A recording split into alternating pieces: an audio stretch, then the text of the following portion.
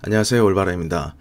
이전에 제가 투자했던 방식을 생각해보면 아예 이제 메가 트렌드로 주로 봤던 것 같습니다.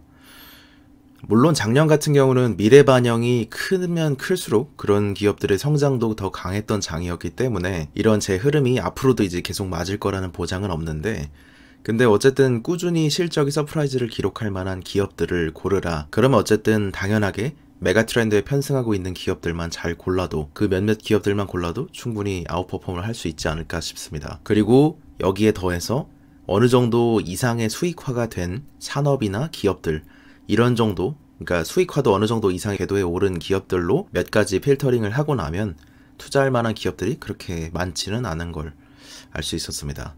코로나 이전과 이후에 많은 자산들이 어쨌든 올랐죠. 근데 이런 커다란 흐름에는 어쨌든 중심축이 있기 마련이라고 생각을 했고, 그래서 한참을 최근에 고민을 했습니다. 근데 그래서 우리 시대의 메가 트렌드는 무엇일까? 앞으로 20, 30년 혹은 50년, 100년을 앞설 그런 흐름은 무엇일까를 생각해 봤을 때, 코로나 이전과 이후에 자산도 많이 늘어나고 유동성도 많이 펌핑이 됐지만 가장 많이 바뀐 것이 무엇냐? 무엇이 이 전체의 메가 트렌드를 결정을 했느냐라고 생각을 해보면 결국에는 탈탄소화 흐름이 메가 트렌드였다라고 생각이 됩니다. 그리고 가장 강력한 자본의 흐름이기도 했던 것 같습니다. 어쨌든 각종 인프라들을 다 바꿔야 하고, 생산 방식이나 제조 방식이나 전기를 공급하는 발전원이나 혹은 이제 운송수단을 바꿔야 되는 일이기도 하고, 정책도 바꿔야 하고, 거기에 따라 연기금들이 가질 투자의 기준들을 바꿔야 하는 일들이 생기고, 그리고 자산에 대한 개념이라든지 우리들의 어떤 생각들을 바꿔야 하는 일이 어쨌든 전체적인 탈탄소화 흐름이라는 것이죠. 그런 면에서 볼 때 과거에는 어쨌든 어떤 진영 논리로서 환경이 다뤄지는 때가 많았고, 저도 그쪽에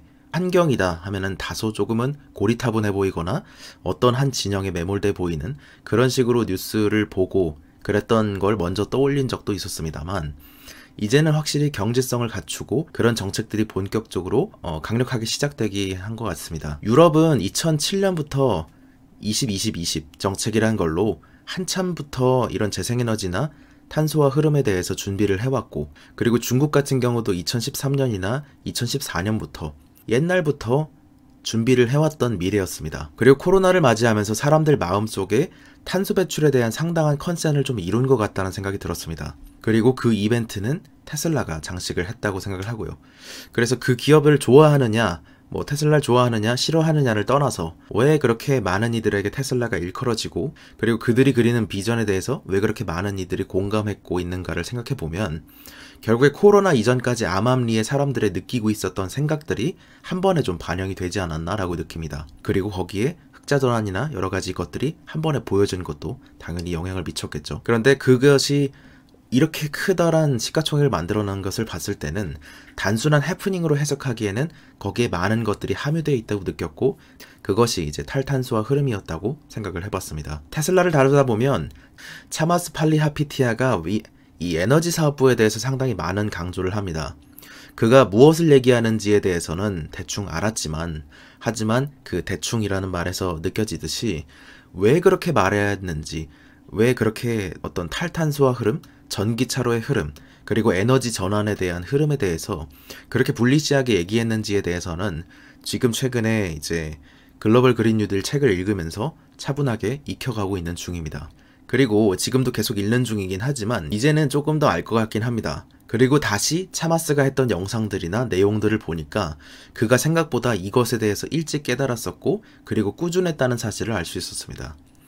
모건스탠리 아담 조나스 애널리스트는 자동차 기업들의 그 내연기관 차량의 판매에 대해서, 그런 수치에 대해서는 좌초자산으로 분류를 했습니다. 그래서 단순히 주식에 대한 흐름, 어떤 개별 주식에 대한 흐름, 이렇게 보면은 보이지 않던 거대한 탈탄소화 흐름에 대해서 조금 더 볼 수 있었습니다. 그 흐름 위에 에너지 생산과 저장 수단이라는 것으로 태양광이나 풍력 혹은 배터리가 이뤄지고, 그리고 그 흐름 또 같은 위에 이제 모빌리티 이런 것들이 이어지고 하는 그런 전체적인 과정이라고 생각이 됩니다. 태양광과 모빌리티, 그리고 AR과 VR 이쪽에 대해서는 개인적으로 많이 보고 있다 라는 세 가지 섹터를 얘기 드리기도 했었는데, AR과 VR 쪽에서는 개인적으로는 아직은 수익화가 좀 덜 된 산업들, 덜 된 기업들이 많다라고 느껴져서 산업이 언제 개화할지 모르니까 성장에 조금 불확실성이 존재한다고 생각했고, 다만 이제 물밑 작업 중인 기업들이 있기는 하나 그것을 한 기업 정도를 제외하고는 따로 투자하고 있지는 않습니다. 다만 이제 조금 더 확실한 미래는 VR이라고 생각을 하고, AR 같은 경우는 바로 이제 우리가 그리는 그 믹스드 리얼리티가 나오려면 시간이 조금 걸릴 것 같고, 그리고 AR 같은 경우는 대신 이전에 말씀드렸듯이 조금 작은 규모의 AR로서 아마존의 그 살롱 사례나 아니면은 스냅의 트라이온 사례처럼 이커머스 영역에서는 충분히 상당 부분 궤도에 오를 수 있다는 것을 느꼈다고 생각합니다.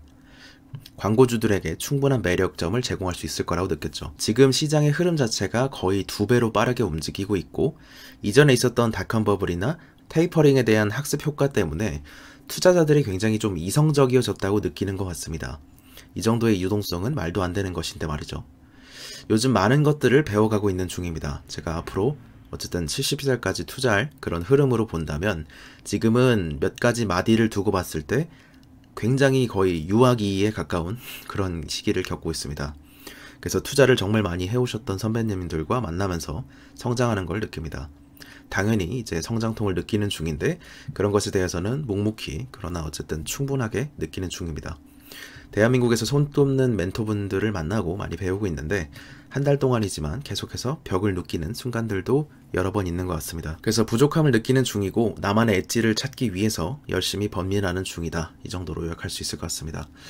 그리고 코인에 대해서도 많은 얘기를 하시고 계신 것 같은데 뭐 저는 부정적인 편은 아닙니다. 긍정적인 뷰에 가깝습니다. 그리고 긍정적일 수밖에 없다라고 생각을 하고 있는데 어쨌든 뭐 이 전체적인 통화 트렌드로 봤을 때는 이게 굉장히 오래 전에 느꼈던 것이긴 했는데 어쨌든 고등학교 때부터 느꼈던 흔히 말하는 이제 뭐 계속 내려오는 그런 역사들이 있죠. 뭐 브레튼 우즈 체제나 닉슨 도트린 이후에 MMT 얘기까지 나오면서 상당히 좀 화폐나 통화 제도가 난장이 돼버렸다는 느낌은 조금 받는 것 같습니다. 어쨌든 개인의 느낌인데 그래서 화폐 개혁의 힘은 상당히 강하게 보기 때문에 이것이 어떻게 될지는 잘 모르겠으나 비트코인 같은 경우는 조금 더 적립식으로 모아갈 생각입니다. 다만 이제 이거를 뭐 투자의 개념이다 라고 바라본다기보다는 해지 방식이다 이렇게 할 생각입니다. 그래서 마음을 조금 더 여유롭게 잡기로 했습니다. 여러 가지를 공부하면서 최근에 느끼는 건 세상은 내가 생각하는 것보다 훨씬 더 빠르게 변하고 있고 어쨌든 고정관념에 사로잡혀서 굉장한 투자의 기회들을 놓치지 않으려고 계속 더 공부해야겠다 이런 생각이 드는 주말이었습니다. 그리고 제 개인 성격에 맞는 기업들을 그 중에서 또 몇 가지 고르는 게 굉장히 중요하겠죠. 왜냐하면 제가 그 믿음이 없으면 오래 버티질 못하더라고요. 그러니까 올라가더라도 오래 버티질 못하고 내려가더라도 오래 버티질 못합니다. 제가 그 기업에 대해서 믿는 힘에 따라서요. 그래서 뭐 어쨌든 저도 이제 지금 말씀드렸듯이 투자의 그 마디마디로 본다면 유아기를 겪고 있기 때문에 여러 가지 최근에 이제 포트 비중을 몇 가지 변경해 보기도 하는 등 눈에 보이는 사회적인 그러니까 이렇게 주가가 떨어질 것 같다 이렇게 주가가 오를 것 같다 라는 느낌에 대해서 계속해서 좀 공부한다 생각하고 시행을 몇 번 해보긴 했는데 한마디로 이제 포트의 비중 변화를 막 줬다 해봤다 그렇게 했다 이제 다시 돌아오긴 했죠. 근데 어찌됐든 여러 가지 실험을 해보고 있는 때고 그리고 이제 좀 다시 돌아가서 얘기를 드리면 개인 성격에 맞는 기업들이 있다. 그리고 계속해서 말씀을 드리는 거지만 공부를 하지 않으면 그 기업이 흔들릴 때 믿음이 깨지니까 올라가더라도 왜 올라가는지 모르니까 팔고 싶어지고 내려가더라도 왜 내려가는지 모르니까 그냥 자꾸 홀딩하고 싶어지거나 아니면은 더 뭐 예를 들어서 뭐 안 좋은 행동을 할 수도 있게 되는 거죠. 나중에 본다면 뭐 그런 생각이 듭니다. 아무튼 오늘은 여기까지로 정리할 수 있을 것 같습니다. 좋은 주말 보내시기 바랍니다. 감사합니다. 올바른이었습니다.